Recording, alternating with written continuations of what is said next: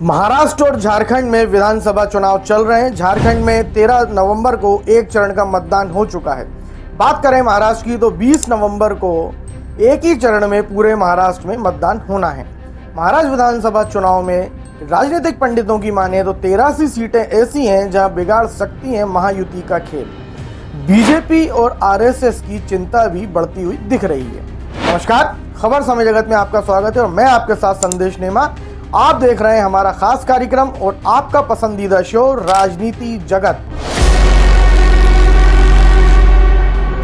महाराष्ट्र विधानसभा चुनाव में 158 निर्वाचन क्षेत्र तय करेंगे। राज्य की सत्ता की चाबी महायुति के पास जाएगी या महाविकास अघाड़ी के पास।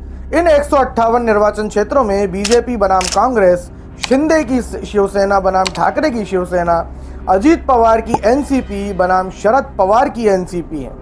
लेकिन आरएसएस को चिंता बीजेपी की नहीं बल्कि उन 83 सीटों की है जहां शिवसेना शिंदे और एनसीपी अजीत पवार का शिवसेना उद्धव गुट और एनसीपी शरद पवार में मुकाबला है। ये 83 सीटें तय करेंगी कि राज्य में बीजेपी कांग्रेस से बेहतर है या नहीं। असली शिवसेना शिंदे की है या ठाकरे की, और असली राष्ट्रवादी अजीत पवार की है या शरद पवार। 2019 के बाद बदले समीकरण। 2019 के विधानसभा चुनावों की अगर हम बात करें तो महायुति और महाविकास अघाड़ी में दो पार्टियां थी जो मुख्य रूप से बीजेपी और कांग्रेस के खिलाफ चुनाव लड़ रही थी और एनसीपी शिवसेना के खिलाफ चुनाव लड़ रही थी। लेकिन 2019 के बाद समीकरण बदले। महायुति और महाविकास अघाड़ी में तीन पार्टियों का गठबंधन बन गया। इसलिए 2024 के विधानसभा चुनाव में सीधी लड़ाई का समीकरण बन गया है। कहाँ किसके बीच होगी सीधी टक्कर वो भी जानिए। विदर्भ की 35, मराठवाड़ा की 10, पश्चिमी महाराष्ट्र की 12, मुंबई की 8, उत्तरी महाराष्ट्र की 6 और कोंकण की 4 सीटों पर बीजेपी और कांग्रेस के बीच सीधी टक्कर है। महाराष्ट्र की 75 सीटों पर बीजेपी बनाम कांग्रेस का मुकाबला है। दूसरी सीधी लड़ाई दोनों शिवसेना के बीच हो रही है। शिंदे की शिवसेना 46 सीटों पर ठाकरे की सेना के खिलाफ खड़ी है। विदर्भ में 5 सीटों पर दोनों शिवसेना आमने सामने है, जबकि मराठवाड़ा में 10, पश्चिम महाराष्ट्र में 8, मुंबई में 10, उत्तर महाराष्ट्र में 4 और कोंकण में 9 सीटों पर दोनों शिवसेना आमने सामने। महाराष्ट्र की 37 विधानसभा सीटों पर एनसीपी अजीत पवार और एनसीपी शरद पवार के बीच भी बड़ा दिलचस्प मुकाबला है। ये दोनों विदर्भ में 3 सीटों, मराठवाड़ा में 6 सीटों, पश्चिमी महाराष्ट्र में 21 सीटों, मुंबई में 1, उत्तरी महाराष्ट्र में 3 और कोंकण में 3 सीटों पर लड़ने जा रहे हैं। 38 विधानसभा सीटों पर शरद पवार की एनसीपी का बीजेपी उम्मीदवारों के साथ मुकाबला है। 19 सीटों पर कभी सहयोगी रही उद्धव ठाकरे की शिवसेना के खिलाफ कांग्रेस के खिलाफ खड़े हैं। यह भी एक दिलचस्प बात है। इन सीटों पर सीधी लड़ाई यह तय करेगी कि राज्य की सत्ता पर कौन बैठेगा। वहीं दूसरी तरफ बीजेपी को, आरएसएस को शिंदे और अजीत पवार की 83 सीटों की चिंता है। अगर इन 83 सीटों पर दोनों पार्टियों का प्रदर्शन अच्छा नहीं रहा तो खेल बिगड़ सकता है भाई। इसलिए बीजेपी में इन सीटों को जीतने के लिए पूरी ताकत लगा। वहीं महाराष्ट्र में कभी 4 राजनीतिक दल हुआ करते थे, लेकिन शिवसेना और एनसीपी में बंटवारे के चलते 6 पार्टियां अब चुनावी मैदान में दिख रही हैं। महाराष्ट्र में कभी 4 राजनीतिक दल हुआ करते थे, लेकिन शिवसेना और एनसीपी बंटवारे में के चलते 6 पार्टियां इस बार चुनाव मैदान में है। इस बीच ये सवाल उठ रहा है कि क्या चुनाव के बाद भी यही तस्वीर बनी रहेगी या कुछ दल पाला बदल भी कर सकते हैं। अजीत पवार की पार्टी ने इसके संकेत भी दे दिए हैं और कहा है कि असली तस्वीर चुनाव के बाद ही सामने आएगी बॉस। इस बीच डिप्टी सीएम और भाजपा नेता देवेंद्र फडणवीस ने भी स्वीकार किया है कि चुनाव के बाद कुछ भी हो सकता है।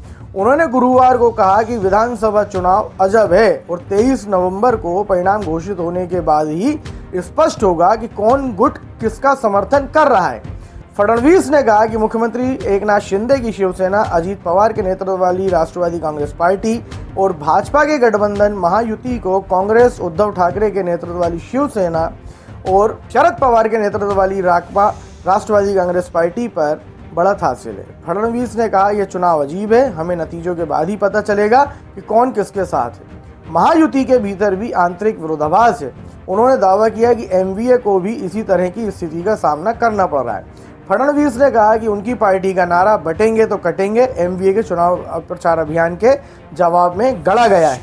भाजपा नेता ने दावा किया कि उनके सहयोगियों अशोक चव्हाण और पंकजा मुंडे के साथ साथ उप मुख्यमंत्री अजीत पवार इसके मूल अर्थ को समझने में विफल रहे।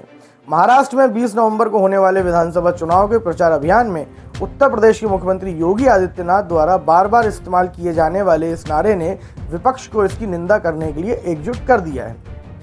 विपक्ष का दावा है कि इस नारे के सांप्रदायिक निहितार्थ हैं, जबकि सत्तारूढ़ गठबंधन के कुछ नेताओं ने भी इस पर आपत्ति जताई है। फडणवीस ने कहा कि बटेंगे तो कटेंगे कांग्रेस नीत महाविकास अघाड़ी के विभाजनकारी चुनाव प्रचार अभियान के जवाब में गढ़ा गया नारा है। इस नारे का मूल संदेश यह है कि सभी को एक साथ रहना होगा। फडणवीस ने कहा, इस नारे का मतलब ये नहीं कि हम मुस्लिमों के खिलाफ हैं। हमने ये नहीं कहा लाड़की बहन योजना का लाभ मुस्लिम महिलाओं को नहीं दिया जाएगा क्या।